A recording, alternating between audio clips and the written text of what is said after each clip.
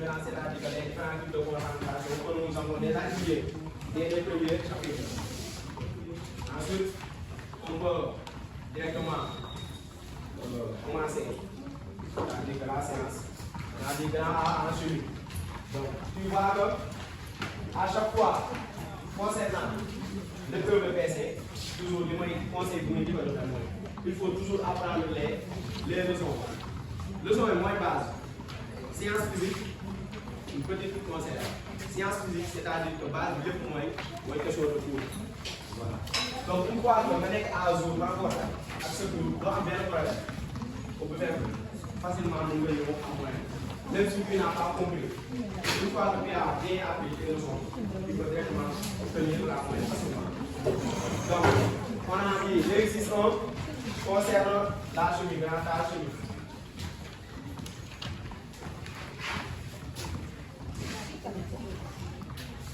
Donc, on va le faire ensemble. C'est-à-dire que, à mon second, vous l'avez dit, c'est pas important. C'est-à-dire que selon pour les faiblesses, il y a un consommateur, il y a votre don consommateur. D'abord, on va dire qu'il faut intervenir, il participe au monopole, comprendre.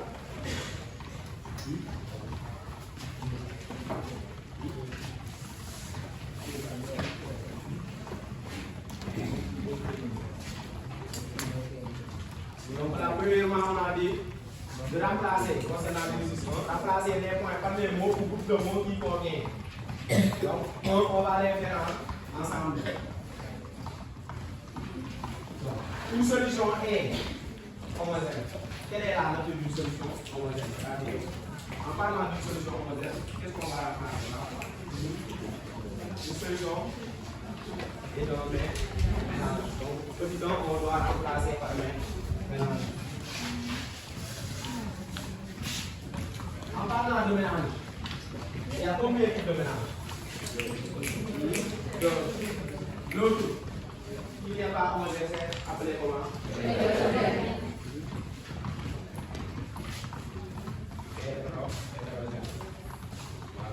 Par définition, comment peut-on identifier une mélange qui est homogène? Comment identifier une mélange homogène? Ces différents conscients ne sont pas visibles à l'œil. Au cas où chaque séance, c'est-à-dire que le cas où on a une mélange hétérogène, on peut distinguer visiblement ces conscients à l'œil. Deux, on passe rapidement. On a dit la concentration massive d'une solution et la masse de solide. Solide est dans un liquide. Là, deux, on va remplacer. Concentration massive d'une solution et la masse de solide.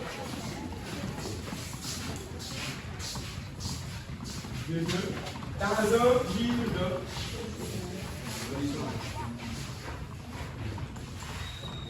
3. Donc, en parlant de la solution 3, on y va ensemble. La relation entre concentration massive et concentration molaire d'une solution, c'est quelle est celle-là? C'est un molécular. C'est quoi?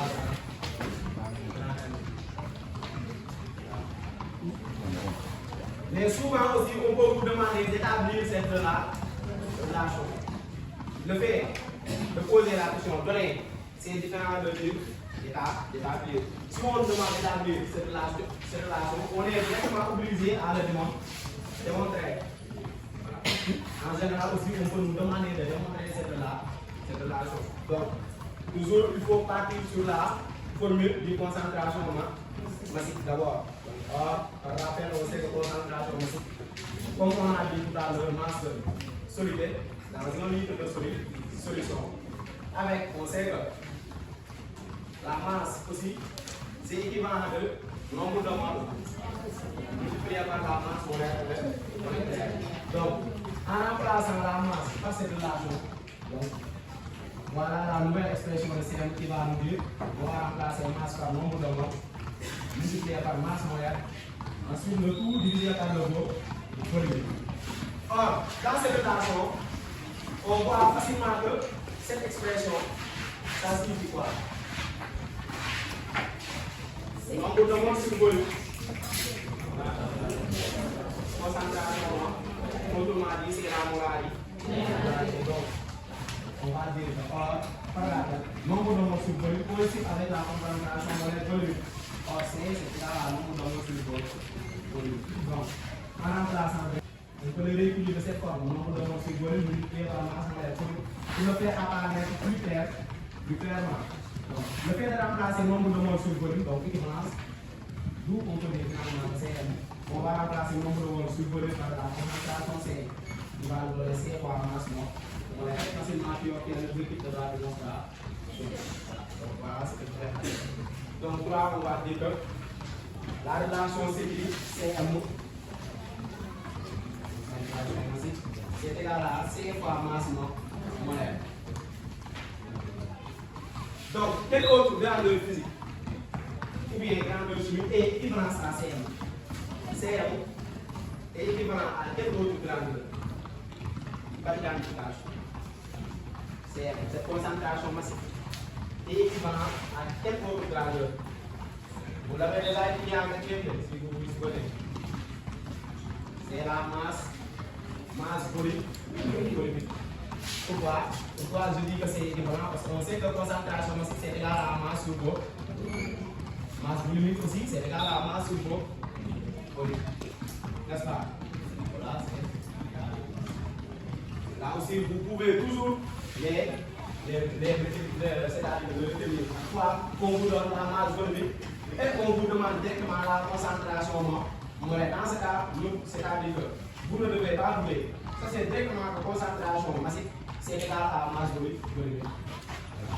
Et quatrièmement, si on continue, on a dit que la formule générale des accepts. Donc, maintenant, vous vérifiez d'une solution, nous nous disons hydrocarbures. Donc, en parlant d'hydrocarbures, il faut toujours faire allusion des hydrocarbures. On fait allusion des familles.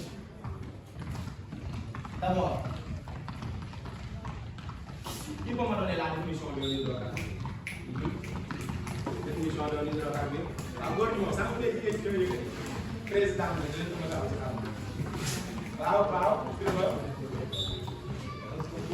Composé.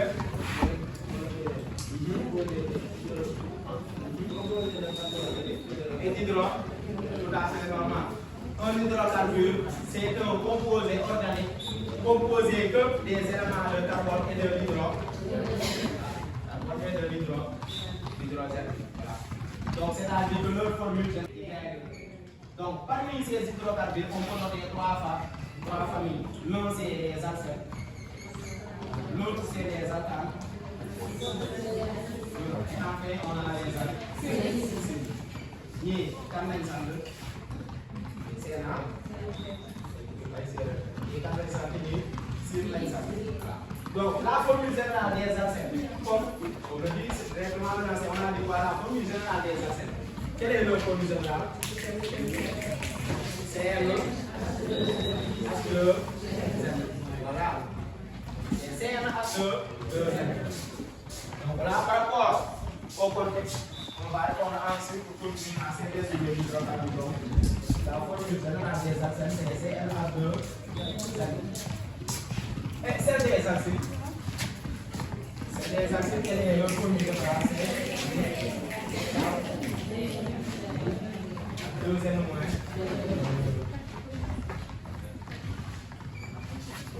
Et celle des alcanes. Deuxième plus 2. Et en parlant des acides, le masse molaire aussi, c'est le masse molaire en fonction des N. N, ça signifie quoi? N là, ça signifie le nombre d'atomes de carbone.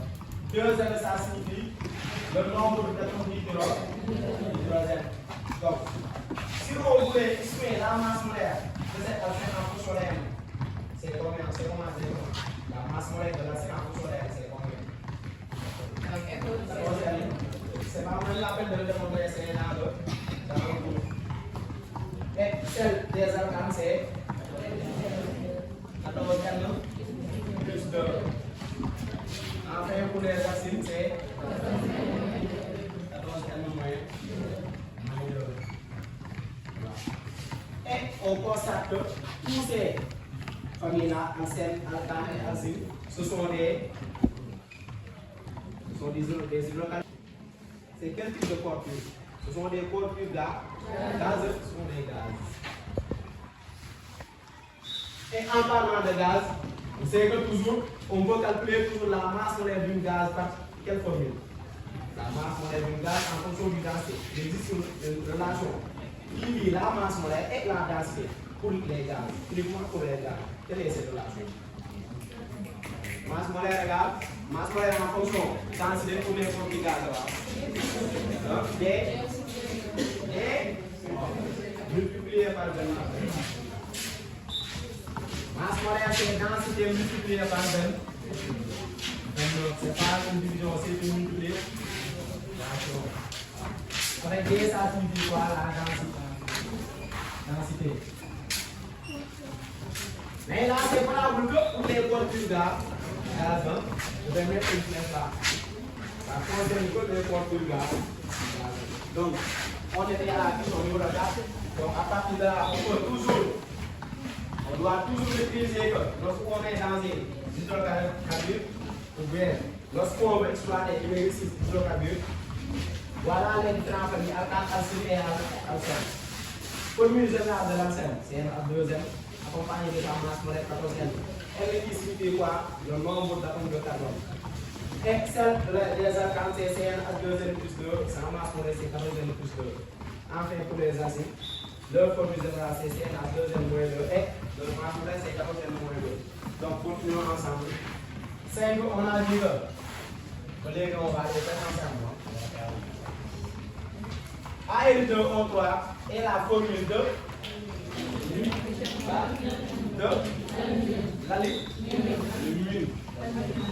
L'alumine, c'est pas aluminium. Aluminium, c'est tout simple. Tout simplement. C'est pas aluminium, mais c'est aluminium. Donc, il ne faut pas confondre. Vous savez que l'aluminium, c'est AL depuis quand même. Aluminium, c'est AL depuis quand même. Très simple. Mais on a dit qu'en 5, AL2O3 est la formule de l'alumine.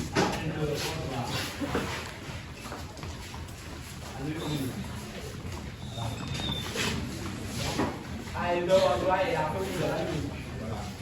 Et sixièmement, et aussi on a aussi une autre forme. On va les faire ensemble. Et le PB3O4 est la formule du plomb. Qui dit plomb? C'est pas plomb. Plomb, c'est le PB. C'est un seul élément. C'est un contour simple. Alors que tu vois le PB3O4. Donc, c'est pas le plomb. C'est donc le PB3O4, c'est un contour composé et appelé comment? Comment on l'appelle? Aluminium.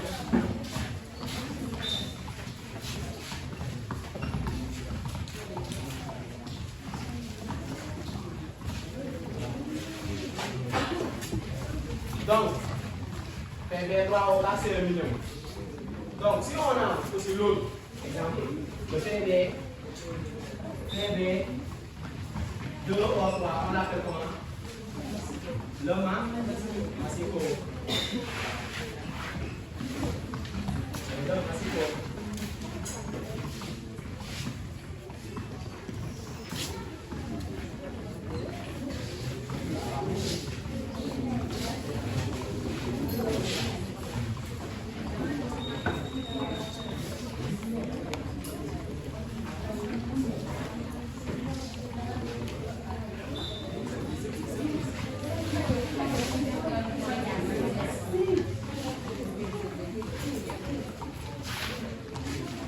Donc on est en la question numéro 6. Donc là, voilà, on nous a donné les formules statistiques. Là, c'est appelé les formules statistiques. La formule statistique de AL2O3, on a demandé son nom, c'est l'alumine.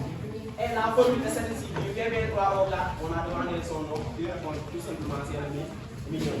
Donc si on continue, question numéro 6. Et aussi, comment appelle-t-on les deux oxydes de cuivre? 2 oxydes de cuivre. Les 2 oxydes qui se dérivent du cuivre. Voilà. Oxyde cuivre. Oxyde cuivrique. Oxyde cuivre de quelle formule? CU. Oxyde cuivrique de quelle formule? Donc en question numéro 6, on a dit que la couleur du VVT dans une solution acide est directement à une coloration. Lorsqu'on a une solution basique, le VVT se fait directement à quelle coloration? Et dans le cas où on a une solution neutre,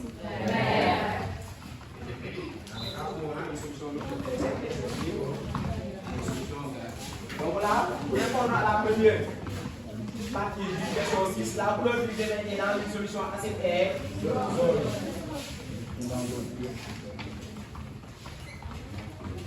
Et l'autre est dans l'eau pure. Et dans l'eau pure, c'est comment? Pourquoi? Parce que l'eau pure est neutre.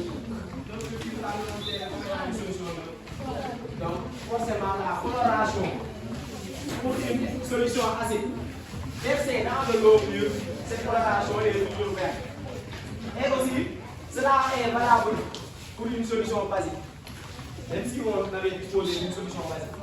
La couleur d'une solution basique dans de l'eau pure, cette coloration est toujours aussi encore verte. Que on a une solution acide ou bien une solution basique versée dans de l'eau pure, la nature de la coloration est toujours verte. Pourquoi? Parce que l'eau pure reste toujours neutre. Donc là, elle est toujours verte. On va mettre voilà.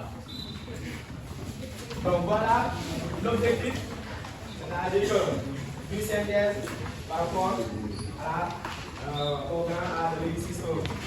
Voilà. Il n'y a pas de questions à poser à propos de ce qu'on a déjà étudié.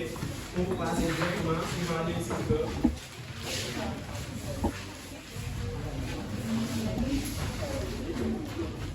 Ada betul lah.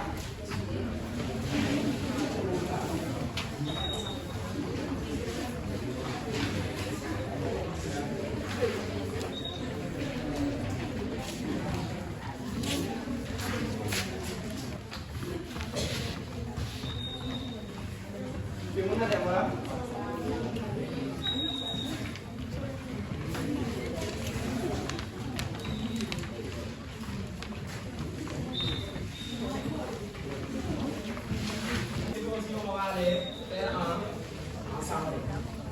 D'abord, vous lisez l'exercice. On va les faire ensemble. L'exercice numéro 2. Toujours, face à l'exercice, vous devez toujours la lire. Donc, toujours lire tout l'exercice entier. Il faut d'abord lire tout l'exercice entier. Donc, l'exercice, on a demandé quelle masse d'hydroxyde de sodium NaOH, parce que ça pose une incertitude. Faut-il dissoudre dans de l'eau pure pour préparer 1500 ml d'une solution A de concentration massive 8 grammes par litre. Donc en lisant, il faut toujours prendre c'est-à-dire que les notions ou bien les différents multipliés. D'abord les différents données. On a une solution hydroxyde de sodium qui est considérée comme une solution A. Donc en utilisant les données, on a donné quoi? Le volume de solution et encore la concentration massive. De cette solution, c'est de 8 grammes par litre. Voilà. Qui est dessous dans un volume de 1500 ml. Voilà. Ensuite, on a demandé de calculer la concentration molaire de cette solution. Je ne vais pas compter. Je vais continuer à lire tous les exercices avant de commencer. On prélève 100 ml de la solution A que l'on introduit dans 300 ml d'eau pure. Quelle est la concentration molaire de la solution A ainsi obtenue en déduire sa concentration massive? Donc maintenant, première chose à faire, il faut commencer par prendre les données de l'exercice. Deuxièmement, on a demandé de calculer quoi? La concentration molaire de cette solution. La concentration, ce qui qui est demandé de calculer, c'est la concentration molaire de cette solution. De cette solution, on parle de quelle solution? Cette solution d'hydroxyde de sodium, cette solution a été liée d'hydroxyde de sodium. Voilà, on a demandé quoi? Concentration molaire. Directement, nous venons au bouillon. D'accord? Quelle est la formule convenable pour calculer la concentration molaire? C'est, je dois appliquer cette formule, mais cette formule que je dois appliquer doit toujours avoir une correspondance avec le contexte de l'exercice. Donc, quelle formule je dois appliquer? On a donné concentration massive. Je sais qu'on a donné aussi la formule statistique de cette solution, c'est NaOH. Donc, directement, je peux calculer la masse molaire. On m'a donné aussi encore la concentration massive. Donc, quelle est la formule convenable? Concentration c'est égal à C multiplié par masse molaire. Voilà. Donc, la formule convenable, c'est C divisé par masse molaire. Voilà. Avec la masse molaire de NaOH à calculer. Donc c'est égal à la masse molaire de NaA plus la masse molaire de l'oxygène. Ensuite, plus la masse molaire de l'hydrogène. Donc masse molaire de NaA, on a dit que c'est égal. Plus c'est ensuite plus au total on dit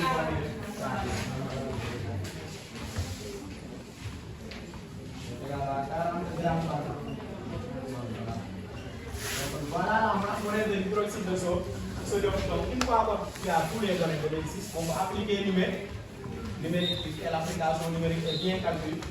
Donc voilà, c'est c'est égal à C, à mon C, on a donné une valeur de 8 sur ta tout combien exactement? 0,9. Quel est son unité? C'est mon par litre. Ou bien directement numéré là. Voilà. Donc la concentration c'est 0,2 mol par litre. Voilà. Donc la concentration de la solution demandée NaOH c'est 0,2 mol par litre. Ensuite on a demandé 2 par rapport aussi à cette première phrase. On est dans quelle étape d'une solution? Dans une solution actuelle. On est dans quelle étape dans une solution actuelle? Premièrement, on a fait du procédé. C'est-à-dire, quel est le procédé? Le procédé, on avait dit que c'était une direction. Donc, quel est le protocole? Qu'est-ce qu'on va dire? Mode de description d'une division. Lors d'une division, qu'est-ce qu'on va dire? Il faut toujours on prélève. On va dire on prélève une volume tirée de la solution initiale. Quel est le volume tiré de la solution initiale? C'est une volume de 100 ml. Donc on va dire qu'on prélève une volume de 100 ml à l'aide d'une directe. Toujours il y a une prélevé à l'aide d'une directe. On prélève 100 ml de la solution à l'aide d'une directe. Maintenant que l'on introduit, toujours il faut prélever à l'aide d'une directe sur la solution initiale. Ensuite, faire quoi? Introduire, que l'on introduit. Où va-t-on introduire? On va toujours introduire dans une fiole jaunée.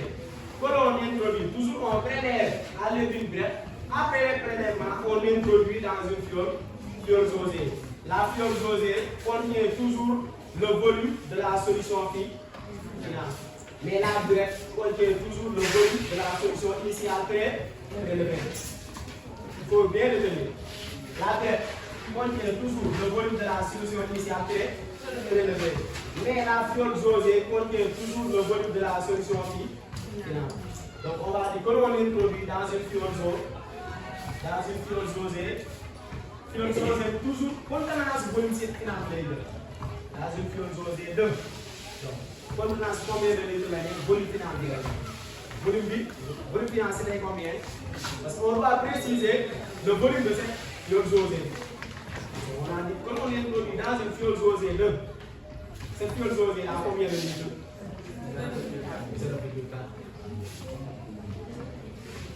0,4. Et on complète.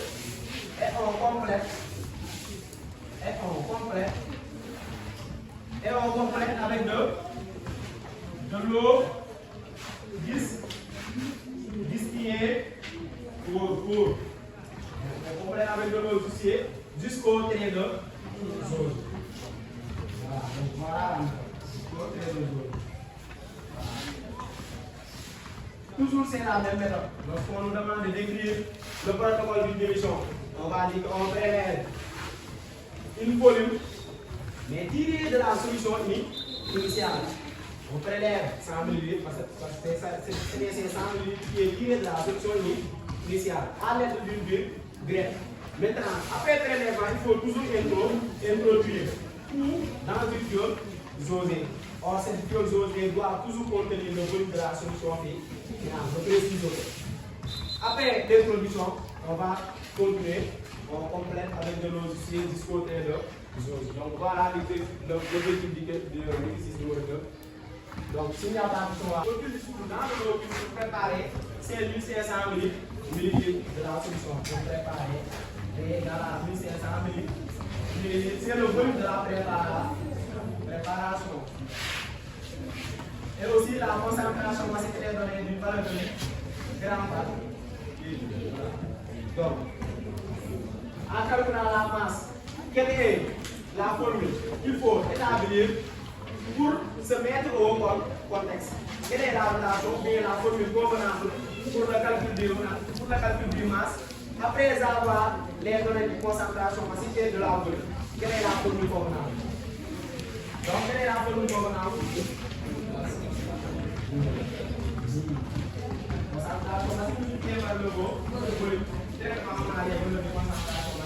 Et cette volume a converti l'application de direct. Concentration massive c'est 8 grammes par litre. Et le volume, on va le convertir par le à 12.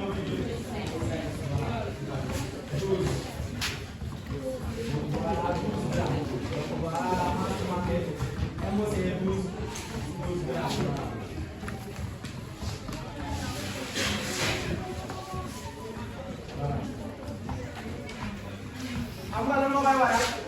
Souvent, soo xawee école tuuti gis nga da ngay sonné question wala nga sonné doo donné loolu tax il faut lire et aussi prêter attention c'est-à-dire de concentrer.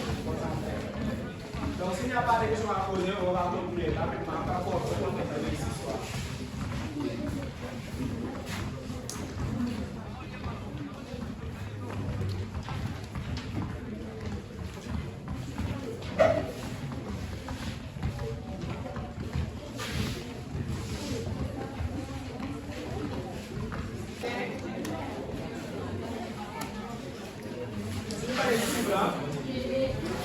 On va chercher une solution de NaOH. Solution, toujours il faut commencer par prendre les données. Donc, on a une bécher qui contient une solution de NaOH avec une volume de 30 ml et de concentration CD. C'est 1 par litre. Vu que la concentration a dit c'est vrai, donc volume, on peut le communiquer pour avoir une volume B. Évidemment. Ensuite, on a dit qu'on ajoute quelques gouttes de BBT.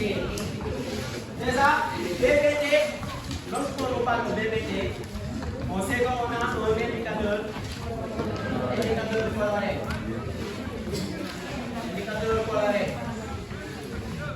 Or, en parlant d'indicateur coloré, on sait que, à plus fort probable, on est dans les notions acido-basiques. Voilà. On fait intervenir cette notion acide-base.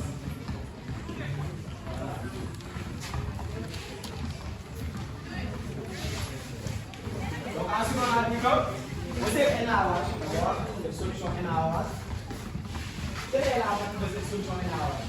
NaOH, c'est quel type de solution? Acide, basique ou bien non? c'est une solution basique. Pourquoi?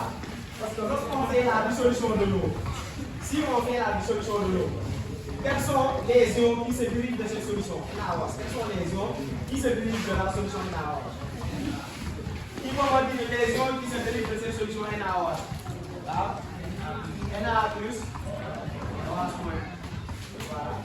Donc là, par la dissolution de l'eau pure, on voit qu'on a des ions Na plus OH moins. À chaque fois, lorsque vous avez la présence OH moins, la présence OH moins nous permet toujours de conclure à la nature de la basicité de la solution. Solution pour puisqu'on prend la présence des ions OH moins, la présence des ions OH moins nous permet toujours de conclure que la solution est basique. Selon Bronsted, on a dit qu'une solution est basique lorsqu'il est capable de libérer des ions hydroxydes. Toute solution qui est capable de libérer des ions OH- a tendance à être une solution basique. Donc là, c'est basique. Donc là, on a dit que NaOH, du fait de la présence des ions OH, cette NaOH là, elle est basique. On a une solution basique. Donc, une solution basique auquel on a ajouté quelques gouttes de BBD. On a demandé premièrement quelle est la couleur de cette solution. On ne va pas répondre, on va continuer à lire entièrement les exercices. Parce que le fait de lire, soit lire, réellement, l'imagination est plus importante que le savoir. Ensemble, soit lire réellement, vous imaginez, interpréter, l'imagination est plus importante que le savoir. Et nous continuons à aller, on a dit qu'on a encore 30 minutes une solution acide chlorhydrique. Première solution que nous disposons, c'est une solution NaOH. Maintenant, on a ajouté une solution acide chlorhydrique. Donc, le temps de mesurer de concentration. Le mélange est acide chlorhydrique. Question au contraire. Troisièmement, trouver le volume d'acide ou de balance en excès. À déduire la couleur du mélange. Quatrièmement, trouver le volume d'acide ou basique. Il faut ajouter pour que le mélange soit de attribuer sa couleur à l'écran. Maintenant, on va continuer à faire ensemble l'exercice entier. Première question, on a demandé quelle est la couleur de cette solution. La couleur de cette solution est comment? C'est comment une solution qui est basique. Avec l'ajout du BBD, la couleur de cette solution est bleue. Pourquoi? Car on a une solution basique. Basique plus quoi? Plus BB donc une coloration bleue. Voilà.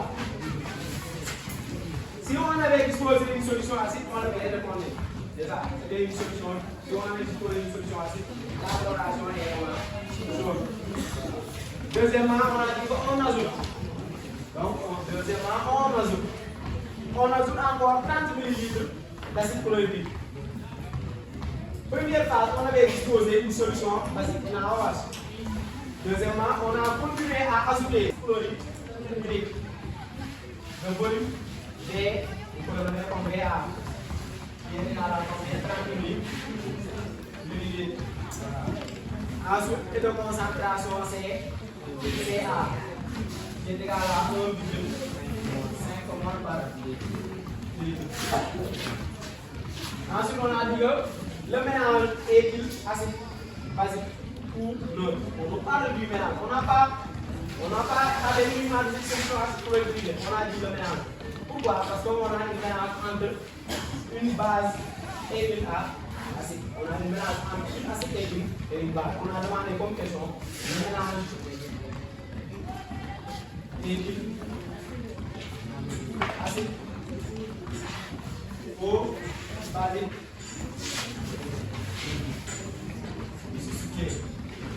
Mais maintenant, quels sont les constituants du mélange? On sait que les constituants du mélange, c'est l'acide chlorhydrique qu'on a ajouté sur l'hydroxyde de sodium. Et maintenant, dans un mélange, je vais faire là le petit rappel. Dans un mélange,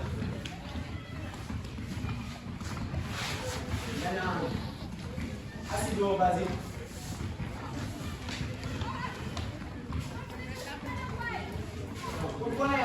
Toujours pour connaître la nature de ce mélange, la nature de cette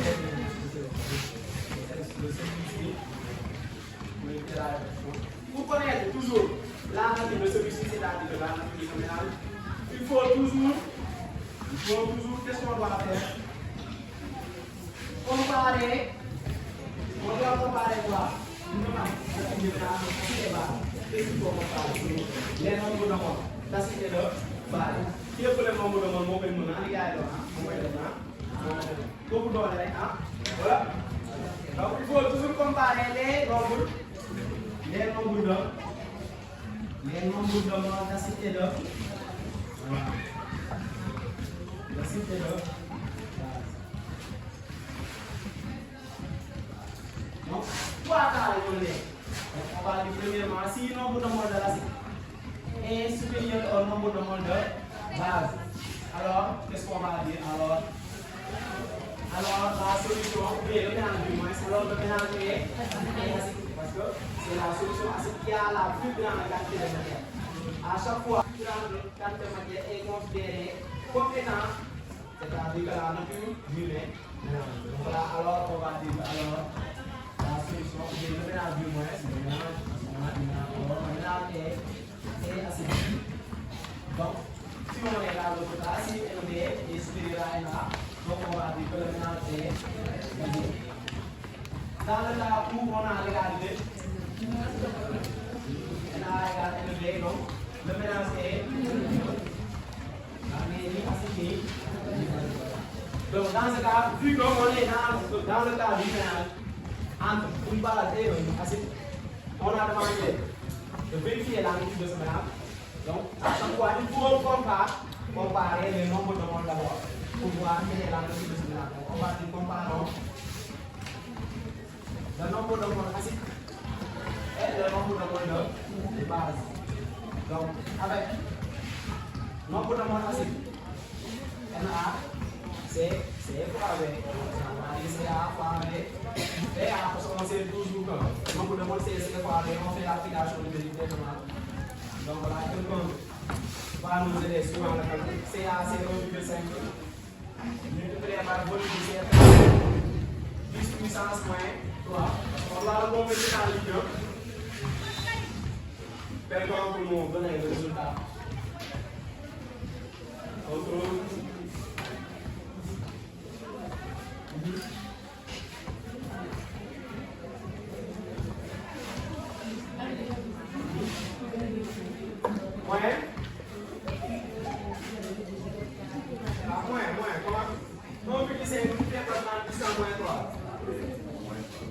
Là, c'est 1,5.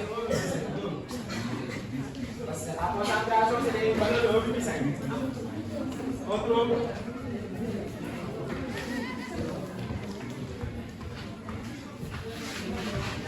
0,045 mois.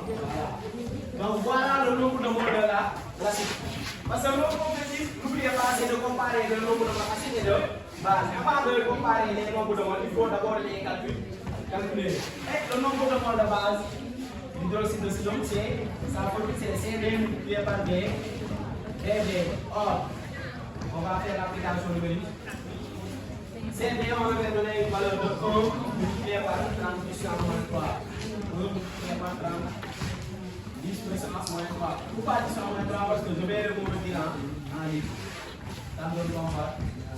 Ça va être même 30 puissance moins 3. La même chose, je dis que c'est 3, 10 puissance moins 2. 3 puissance moins 2, c'est 0,003. Donc, par comparaison, comment on dit les nombres de moles de l'acide et de base? Comment on dit les nombres de moles d'acide et de base? Donc, alors, on va dire que, par comparaison, le nombre de moles de l'acide est supérieur au nombre de moles de base. Donc, on est dans cette situation. Le nombre de moles de l'acide étant supérieur au nombre de moles de base. Alors, le mélange, donc on peut conclure que le mélange est acide. Voilà. Le mélange est acide. C'est logique. Avant de conclure. Voilà. Donc ensuite on a demandé quoi? De trouver le volume d'acide ou de base en excès. Donc, le volume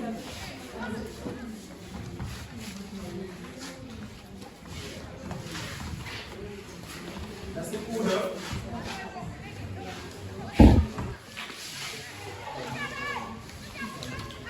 base en excès en déduire la couleur du mélange. Donc, c'est-à-dire que quel est le volume qui est en excès? On sait que c'est le nombre de moles d'acide qui est supérieur au nombre de moles de base. Donc, évidemment, c'est le volume d'acide qui est en excès d'abord, mais on doit le trouver. Donc là, il est clair que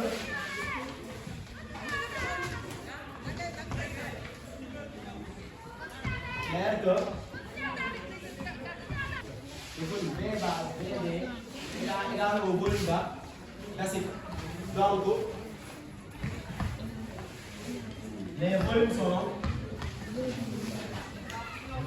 égaux. Voilà, c'est-à-dire que l'équivalence a dit pas de volume en excès. Pas de volume en excès. Pas de volume en excès.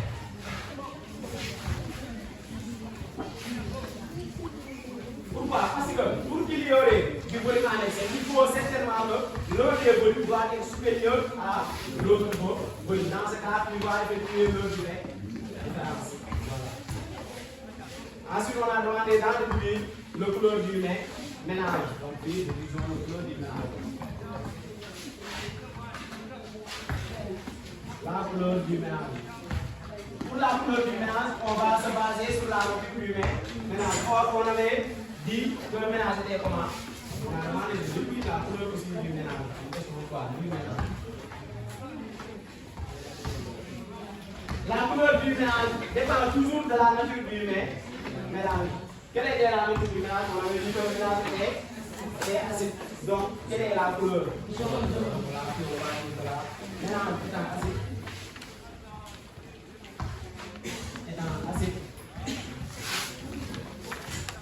Donc voilà, la couleur du mélange est jaune.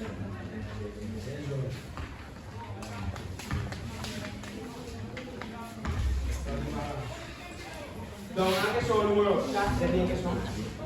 On a demandé de trouver le volume d'acide ou de base qu'il faut ajouter pour que le mélange soit neutre. Voilà, suivant. Le volume d'acide ou de base d'acide ou de base qu'il faut ajouter.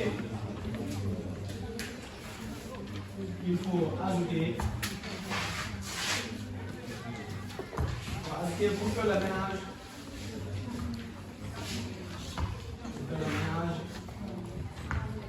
soit neutre. Pour que le mélange soit neutre. C'est-à-dire que là, on a une condition, c'est-à-dire qu'on peut l'utiliser. Donc, la question posée, c'est de trouver le volume d'acide ou de base qu'il faut ajouter pour que le mélange soit neutre. D'abord, entre l'acide et la base, quelle est celle qui avait la plus grande quantité de matière? On sait que c'était l'acide qui a la plus grande quantité de matière. Donc, évidemment, on doit ajouter une volume ou doit-on ajouter une volume pour que le mélange soit neutre, ou bien pour que cette neutralisation soit atteinte. Donc, où doit-on ajouter entre l'acide ou bien la base? Parce que c'est la base qui est en défaut. C'est que c'est l'acide qui est en excès. En parlant de quantité de matière, c'est l'acide qui est en excès. Donc, on doit ajouter une quantité de volume sur la base pour atteindre quoi? La neutralisation. Là, on va dire. Alors, on doit ajouter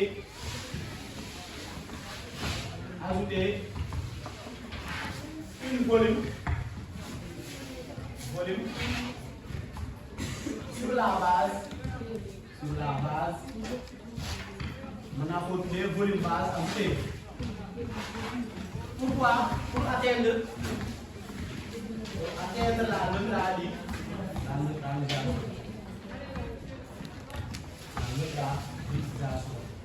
Maintenant, c'est cette volume de base ajouté là qui est demandé à calculer.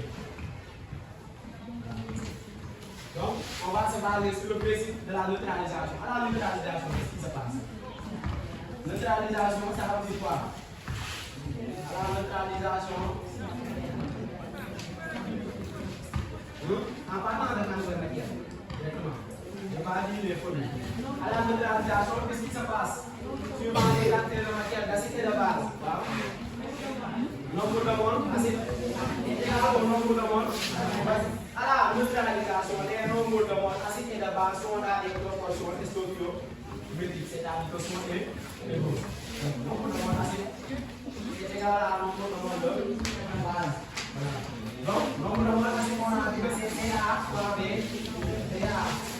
Donc là, on a CD multiplié par B, BD. Et BD là, c'est le volume de la base totale. Voilà. Pourquoi? Parce qu'on veut atteindre directement la neutralisation. On veut d'abord atteindre la neutralisation avec une volume de BD à ajouter encore. Et maintenant, que signifie cette volume de base totale là? Là, cette volume de base totale, on a directement la volume de base initiale qu'on avait déjà cédé, c'est-à-dire que c'est la base qu'on a ajouté.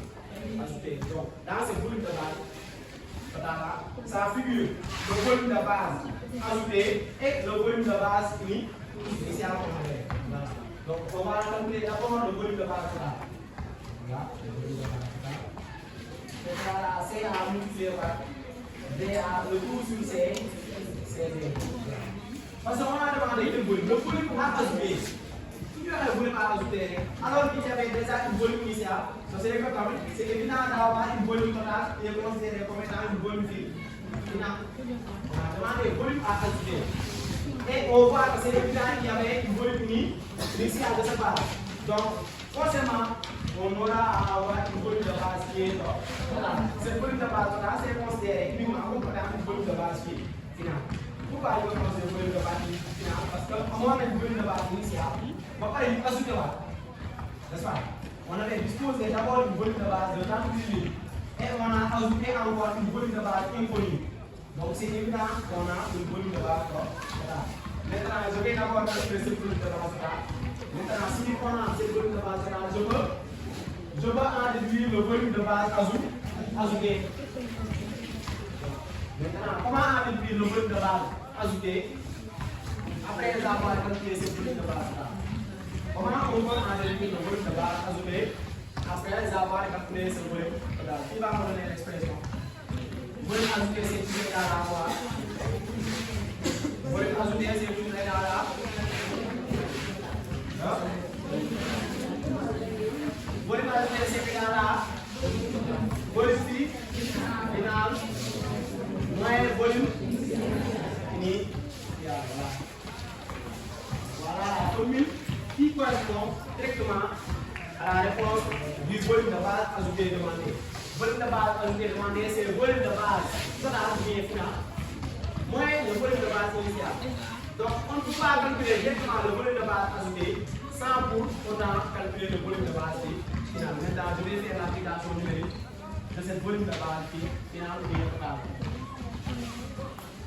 Donc on avait dit que c'est CA, c'était égal à une valeur de combien? Donc 5. Multiplié par VA, c'est 0,03, ou 30 puissance moins 3. Maintenant, le volume divisé par concentration CD. En CD aussi, c'est 1. Ça nous donne 0,0. 0,035.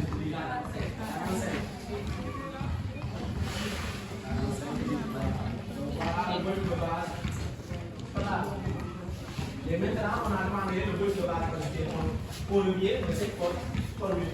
Volume de base ajouté, ou bien pour n'importe quel volume ajouté, c'est toujours volume final ou volume initial. Donc là, on va faire l'application numérique concernant pour le volume de base ajouté. On a dit que c'est volume de final, c'est 0,045.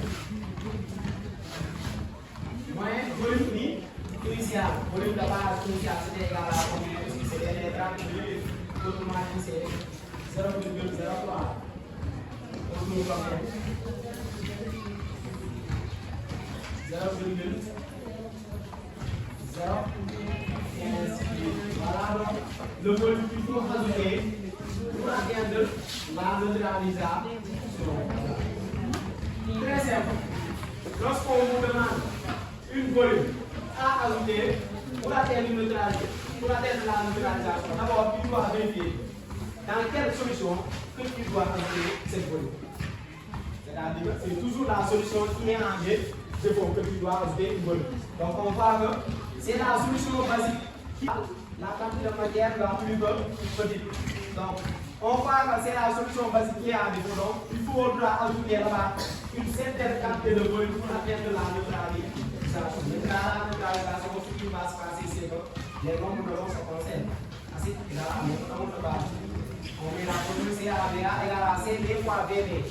Donc voilà, vu qu'on a ajouté dans la base, après avoir disposé une volume initiale, on a ajouté encore. Donc cette volume, dans la relation de neutralisation, cette volume c'est appelé une volume corps. Donc voilà, je vais calculer d'abord le volume de base totale. Une fois qu'on a le volume de base totale, le volume de base ajouté, les autres volumes de base totale, le volume de base initiale qu'on a supprimé. Maintenant, voilà ce qu'il y avait à faire. Donc voilà ce qui concerne la chimie. Il n'y a pas de questions à poser. Toujours les notions de base reviennent au cours. Question de cours, moins base. Comme on est chimie, ainsi que aussi comme on est physique. Donc on a demandé quel rôle joue le réostat dans un circuit électrique. Donc dans ce cadre, on est dans l'électricité. Le rôle que joue le réostat dans un circuit électrique.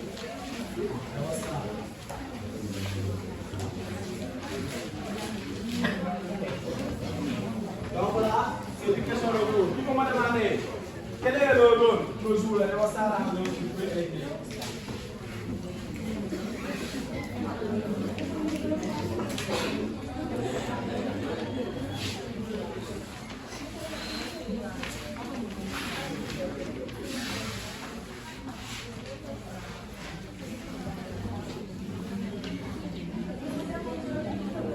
Quel est le rôle de réostat dans le circuit électrique?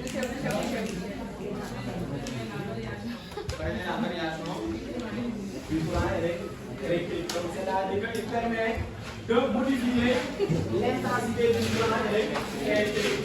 Voilà. Voilà.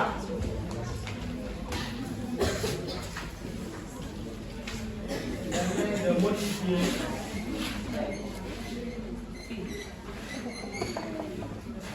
l'intensité du courant électrique.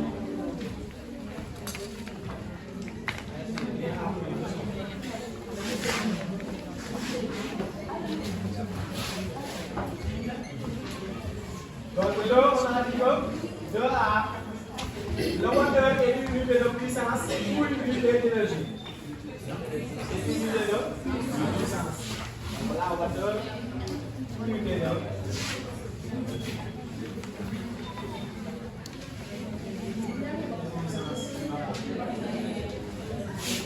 ensuite, on a donné B2. Donner sa correspondance à l'unité légale. C'est-à-dire une autre unité légale de la loi.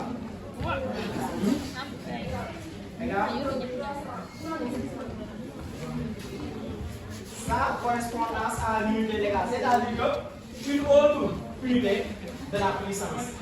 Là, on parle d'une autre unité de la puissance à part le moteur. Voilà. C'est-à-dire que la question veut nous dire qu'il faut donner une autre unité de puissance, mais qui est dans le niveau de la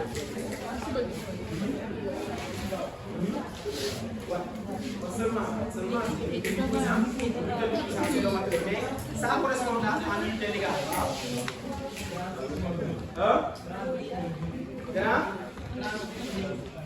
36 000. Tu m'as donné les résultats, mais on a demandé sur la question. Sa correspondance à l'unité légale, c'est-à-dire que la correspondance du moteur en termes d'unité. Et maintenant, qu'est-ce qu'on va faire? On va établir la formule d'une puissance. Parce qu'on sait que l'unité qu'on nous demande, c'est l'unité de la puissance. Quelle est la formule d'une puissance? Puissance égale travail sur. Et maintenant, on va chercher quoi? L'unité. On demande l'unité parce qu'on a demandé. On est ça parce qu'on a un unité d'égale. C'est-à-dire que on a une autre unité d'une puissance, mais qui est différente du facteur. Et maintenant, on va faire le rapport des unités. Le rapport membre par membre, mais en termes d'unité. Quelle est l'unité du travail? L'unité du travail. Seconde, donc, quelle est la nouvelle unité d'une puissance à part l'autre? On va dire c'est joule par. La question bien posée, c'est quelle est l'unité? Quelle est la correspondance en termes d'unité? C'est-à-dire que l'autre unité d'une puissance mais différente du facteur. Quelle est l'autre formule? Quelle est l'autre unité d'une puissance? L'autre unité d'une puissance mais qui est différente du facteur? C'est toujours l'unité de joule par seconde. L'unité de correspondance égale l'unité. Sa correspondance. Sa correspondance. En unité légale. La correspondance en unité légale, c'est-à-dire que l'autre, ou bien une autre unité d'une puissance mais qui est différente du facteur. C'est-à-dire qu'à chaque fois, lorsqu'on vous demande une autre unité d'une puissance qui est différente du facteur, c'est toujours le joule par seconde. Les trois mots à dire quand dit-on que le travail d'une force est quand le travail continue, quand dit-on que le travail d'une force est libre?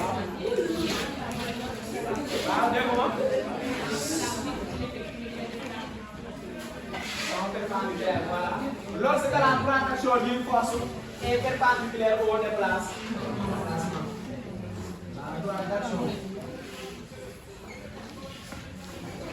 d'une force est perpendiculaire au déplacement. Dans ce cas, on peut dire que cette force est décrite au travail nul. FB, quand dit-on du travail est résistant? Une force du travail. Travail résistant.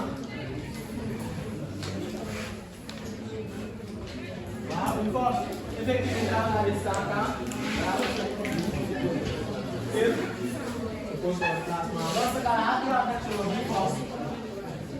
Tu as l'action d'une force. Suppose au déplacement. Comme le cas de quelle force? Comme le cas de quelle force? Quelle est la force? C'est-à-dire quelle force qui effectue toujours une travail résistant? Il faut me donner une force qui effectue toujours un travail résistant. Il faut me donner une force qui s'effectue toujours un travail résistant. Force de motrice. Motrice, c'est une force qui est du même sens que le déplacement. Force motrice, c'est une force qui est du même sens que le déplacement. Quelle est la force du motrice qui est toujours du sens opposé au déplacement? C'est quelle force? La force de frottement, n'est-ce pas? Les forces de frottement subissent toujours le sens contraire au déplacement. Donc ces forces sont toujours considérées comme étant des forces qui effectuent un travail résistant. Exemple, toujours force de frottement. Parce que les frottements, ce sont les forces qui subissent la même direction, mais le sens contraire au déplacement. Frottement, toujours sens contraire au déplacement. Donc, les forces de frottement sont considérées comme des forces qui effectuent le travail résistant. Et maintenant, une force qui effectue un travail moteur. Quelle est la force qui effectue un travail moteur? Quand il faut qu'une force effectue un travail moteur,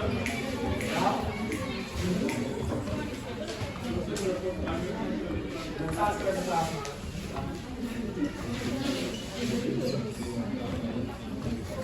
Comme le cas des forces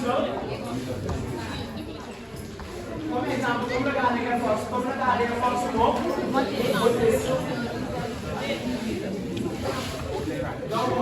on est en train, là on va compléter le tableau.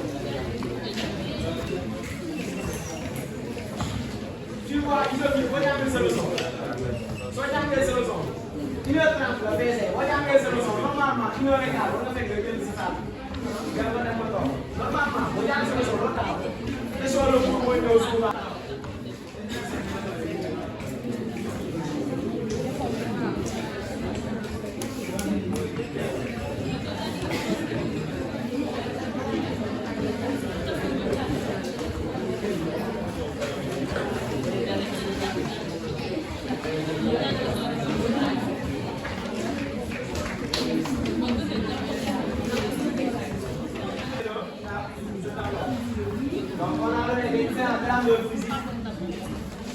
Appareil de mesure et le symbole dans le système international.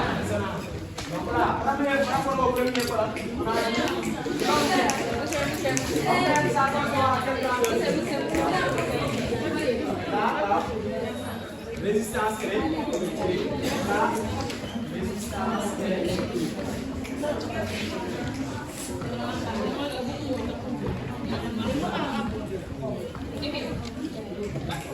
Donc, où le trouvons? D'abord, où le trouvons cette résistance électrique? Cette résistance électrique, c'est dans quel dispositif? Résistance électrique, c'est dans quel dispositif? Dans un conducteur ohmique. En parlant de conducteur ohmique, en parlant de conducteur ohmique, on entend par le radical. Le radical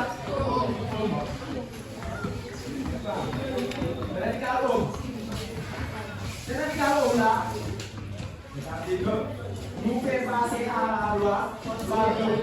Quelle est la loi? Tout le monde devrait dénoncer une condition de cette loi.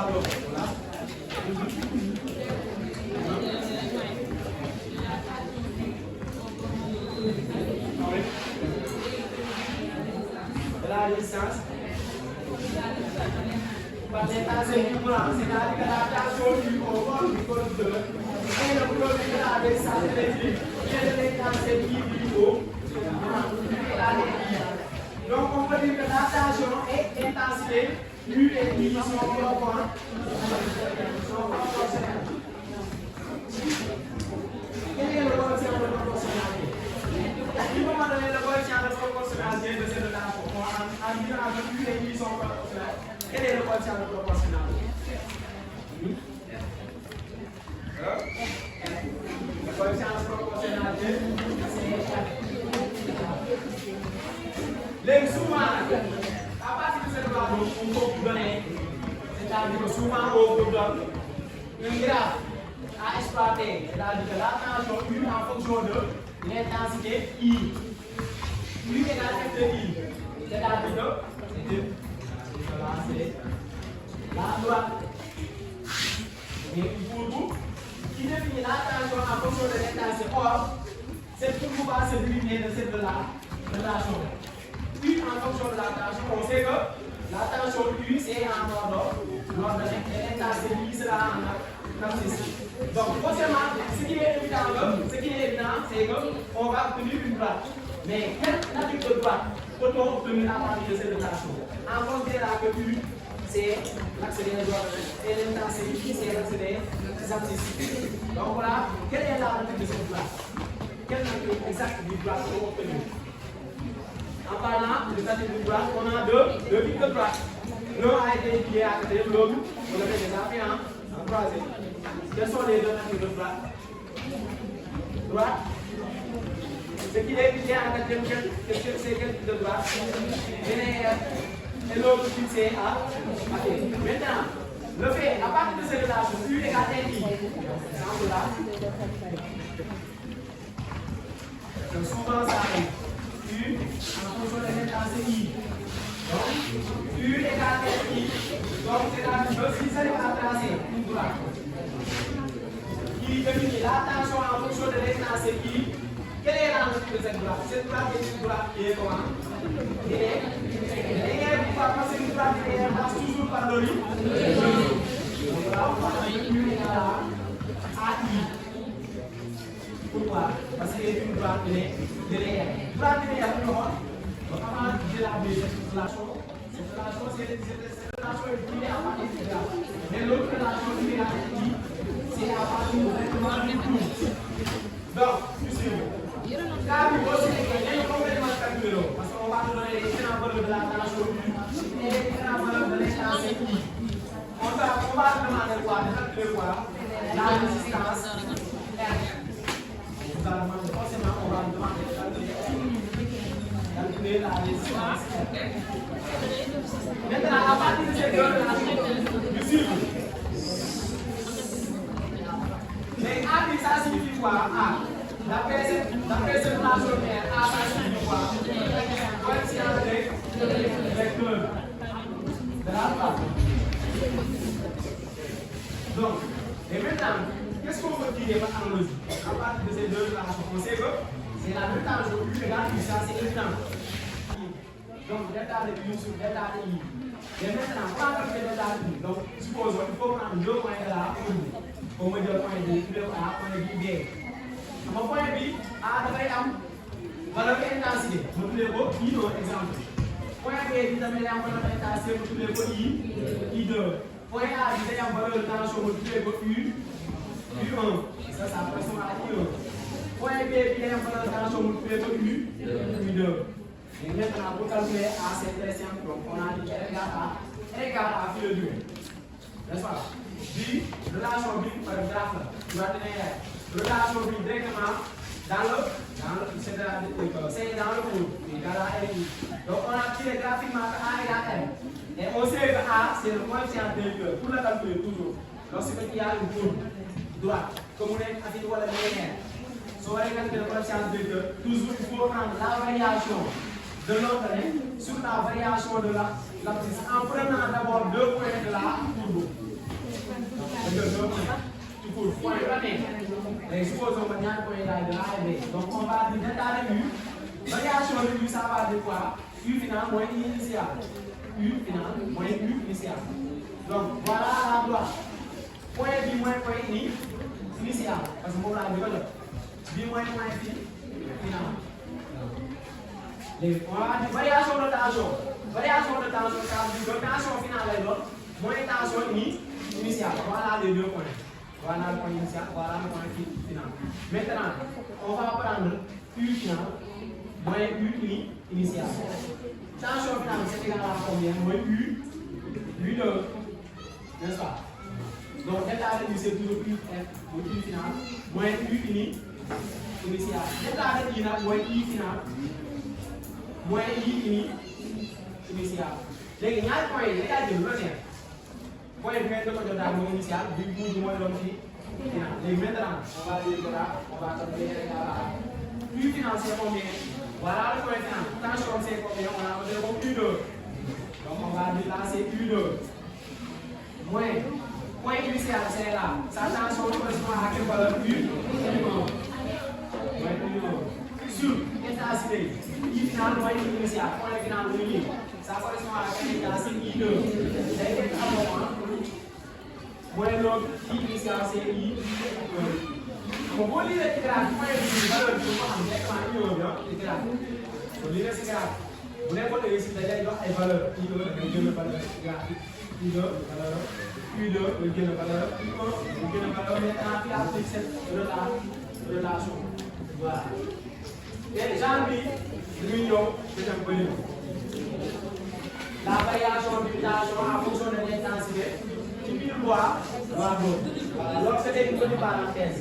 Et maintenant, si on continue, attention, l'appareil de multiplication, attention là, c'est bon dans le système international du moment, c'est bon.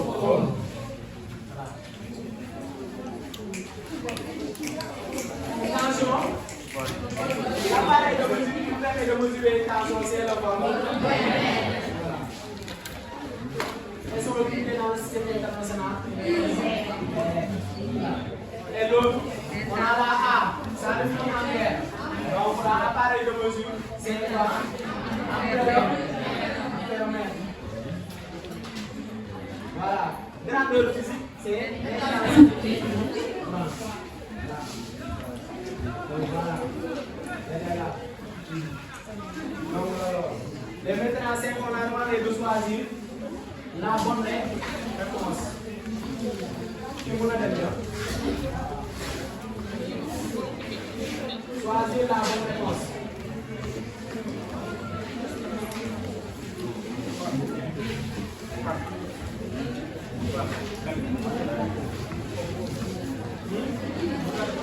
Hein?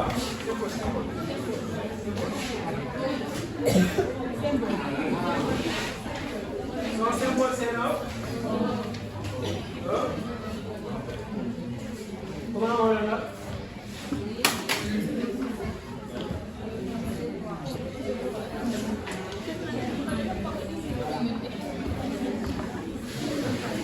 Ça c'est le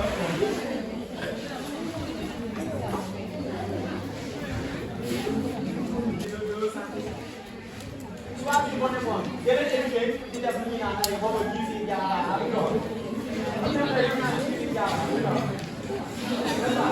sa présence est, on a demandé sa présence est, sa présence. Nous calculons,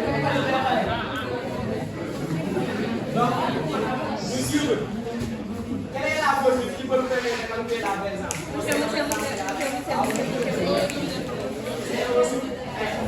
Donc la présence c'est 1 sur R. Donc nous calculons en convertissant cette distance par mètre. C'est 0,02, nous donnons combien? 52. Donc là c'est 52.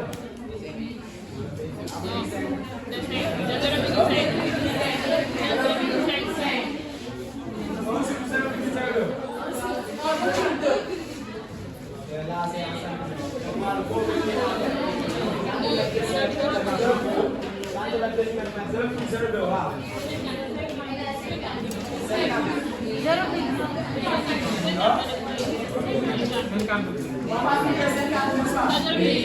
et là, dans les réponses, il n'y a pas de séance. C'est pas du tout long, mais on a des deux frappes.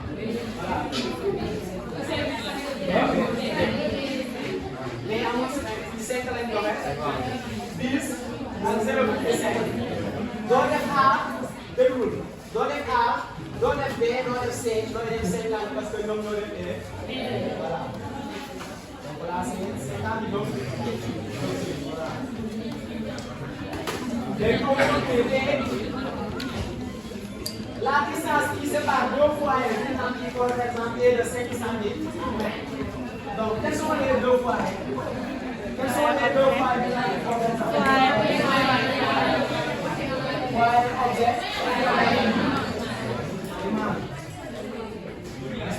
Donc, voilà le point. Voilà, c'est le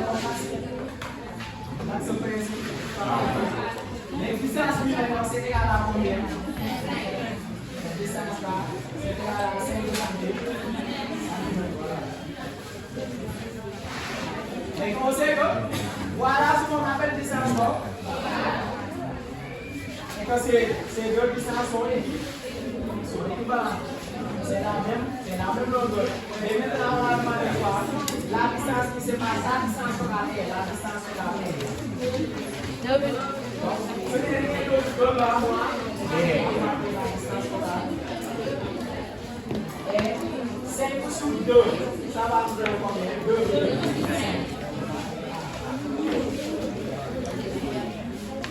Donc voilà. Donc là, c'est 2,5.